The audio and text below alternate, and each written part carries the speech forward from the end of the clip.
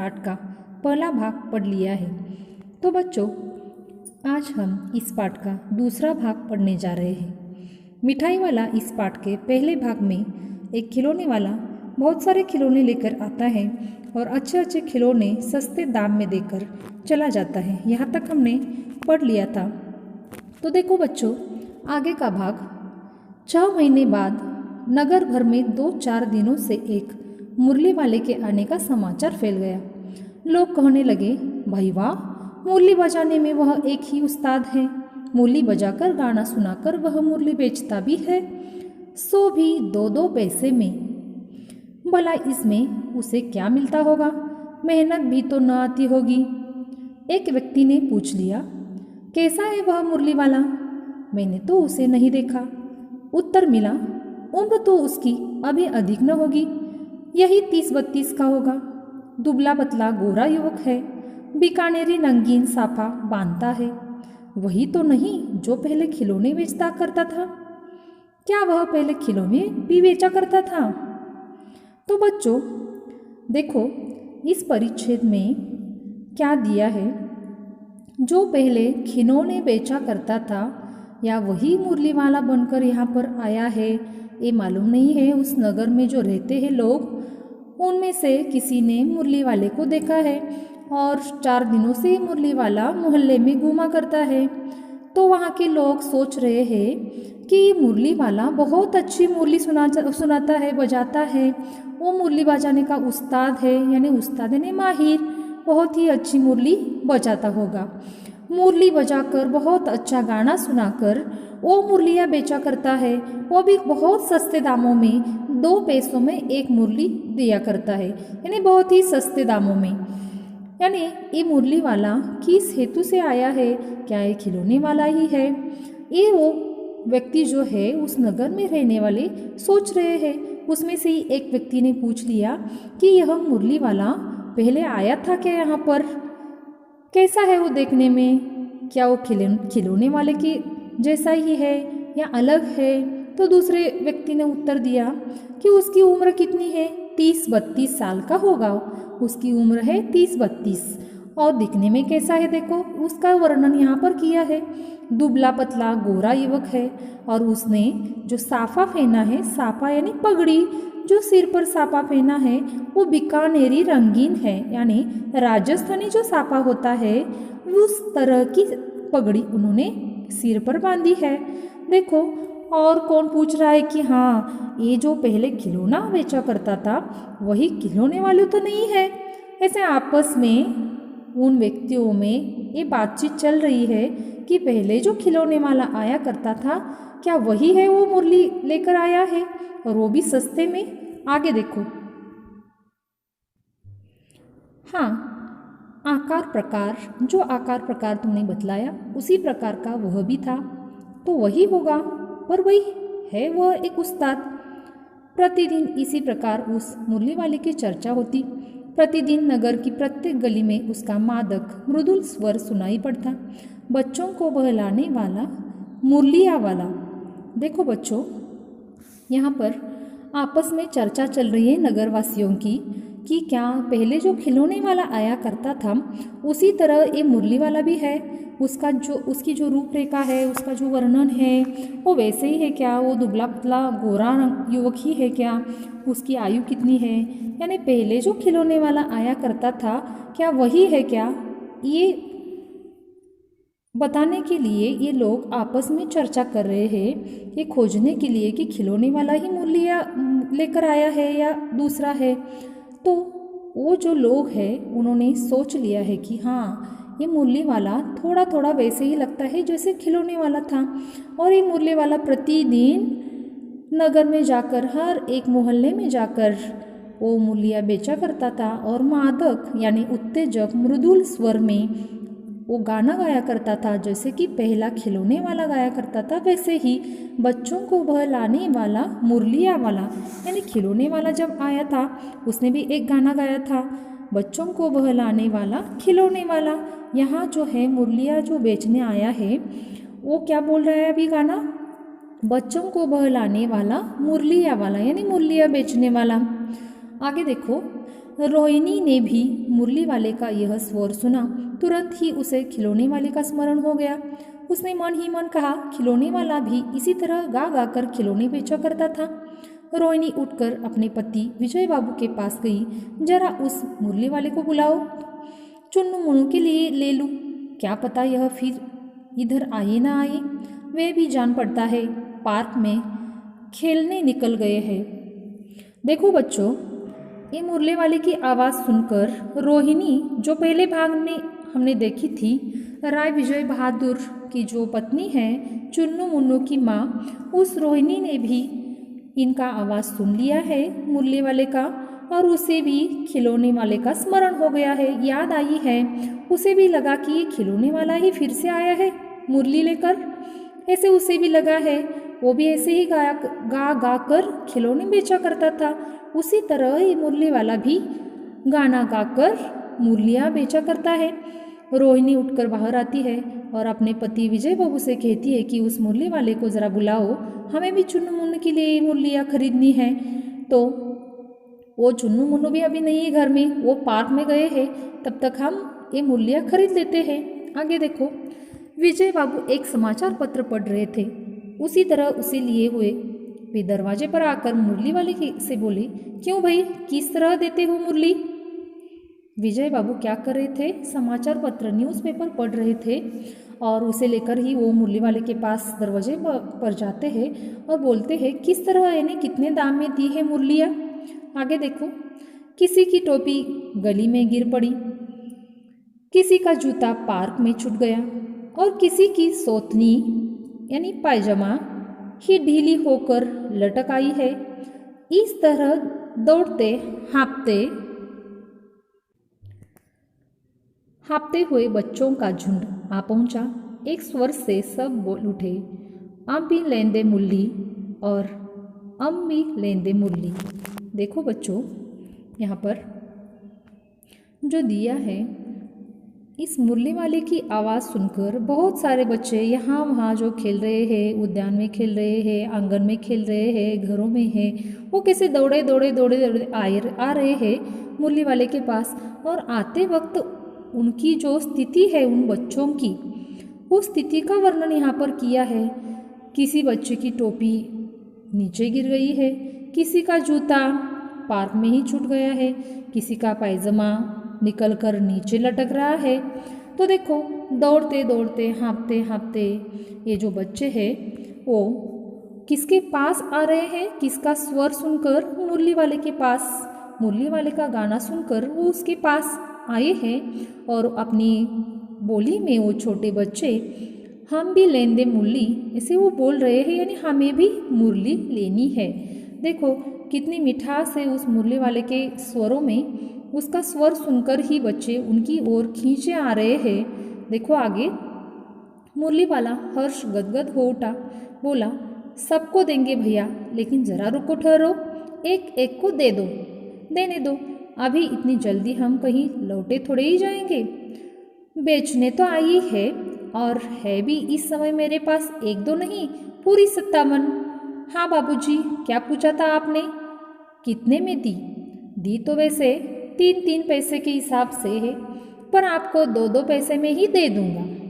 देखो बच्चों, यहाँ मुरली वाले की आवाज़ सुनकर बहुत सारे बच्चे वहाँ पर उसके पास आए हैं, इकट्ठा हो गए हैं। मुरली वाले को बहुत हर्ष गदगद हो उठा है, बहुत आनंद हुआ है उन बच्चों को आते देखकर। वो बहुत खुश हो गए मुरली वाले। तो ये देखकर वो सब बच्चों को समझा रहा है कि मैं तो ये मूलियाँ बेचने के लिए आया हूँ, थोड़ा सा रुकिए, एक एक को मैं सबको मूलियाँ दे दूँगा और आपको खुश कर दूँगा। मेरे पास तो इस समय बहुत सारी मूलियाँ है। कितनी मूलियाँ है? 57 मूलियाँ है। ये बताते बताते वो जो विजय बाबू पूछ रहे थे प्रश्न मुरली वाले को कि कितने में दी है, उसका उत्तर भी इसी वक्त मुरली वाला दे रहा है। मुरली वाले ने कहा है, वैसे तो मैंने 3-3 पैसे में एक मूली दे दी है, लेकिन आपको मैं 2-2 पैसे में ही दे दूंगा। आगे देखो, विजय बाबू भीतर बाहर दोनों रूपों में मुस्कुरा दिए, मनी मन कहने लगे, कैसे है? देता तो सबको इसी भाव से ही, पर मुझ पर उल्टा एहसान लाद रहा है। फिर बोले, तुम लोगों की झूठ बोलने की आदत होती है। देते होंगे सभी को 2-2 पैसे में, पर एहसान का बोझा मेरे ही ऊपर लाद रहे हो। देखो बच्चों, यहाँ पर कैसे देखो बच्चों, यहाँ पर विजय बाबू और जो मुरली वाला है उसमें जो संवाद है वो यहाँ पर दिया है। जैसे कि एक ग्राहक दुकान में जाकर जैसे उस दुकानदार से बातचीत करता है, उसी तरह इस फेरी वाले के साथ एक विजय बाबू ने ये संवाद दिया है कि विजय बाबू को लग रहा है कि ये जो मूलिया है वो ज़्यादा दाम में हमें बेच रहा है, ऊपर से हम पर ही एहसान जता रहा है, यानी उपकार कृतज्ञता दिखा रहा है। ऐसे विजय बाबू को लग रहा है, लेकिन असल में तो ऐसा नहीं है। आगे देखो, मुरली वाला एकदम अप्रतिभ हो उठा, बोला, आपको क्या पता बाबूजी कि इनकी असली लागत क्या है? यह तो ग्राहकों का दस्तूर होता है कि दुकानदार चाहे हानि उठाकर चीज़ क्यों न बेचे, पर ग्राहक यही समझते हैं दुकानदार मुझे लूट रहा है। आप भला काहे को विश्वास करेंगे? लेकिन सच पूछिए तो बाबूजी, असली दाम 2 ही पैसा है। आप कहीं से 2 पैसे में ये मुरली नहीं पा सकते। मैंने तो पूरी 1000 बनवाई थी, तब मुझे इस भाव में पड़ी। देखो बच्चों, मुरली वाले ने साफ साफ बताया है कि मैं तो मुरली बेचकर ज़्यादा नफ़ा कमाने के लिए यहाँ पर नहीं आया हूँ। मुरली वाले ने विजय बाबू का जो स्वर है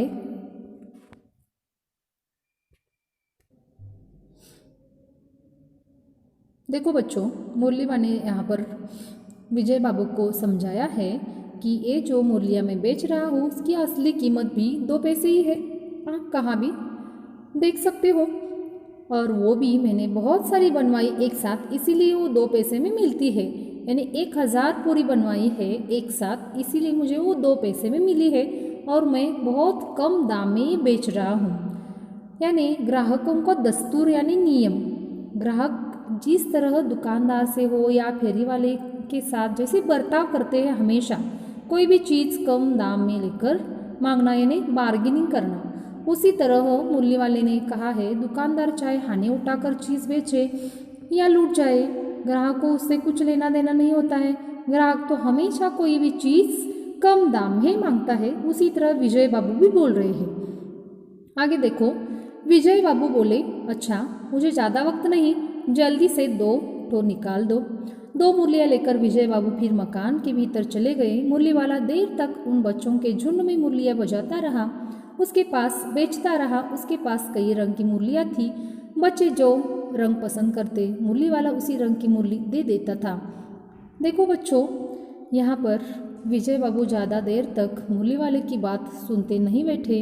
वो तो मुझे वक्त नहीं है आपके साथ बोलने के लिए, समय नहीं है, ऐसे बोलकर 2 मुरलियाँ ले लेते हैं और अपने मकान के अंदर चले जाते हैं। तो बच्चों, आगे बहुत सारे बच्चे मुरली वाले के पास मुरलियाँ लेने के लिए आए हैं। तो मुरली वाला हर एक बच्चे को किस तरह की मुरली चाहिए ये पूछकर रंग बिरंगी मुरलियाँ उन्हें दे रहा है, और ये बच्चे खुशी खुशी लेकर जा रहे हैं। आगे देखो, यह बड़ी अच्छी मुरली है, तुम भी ये ले लो।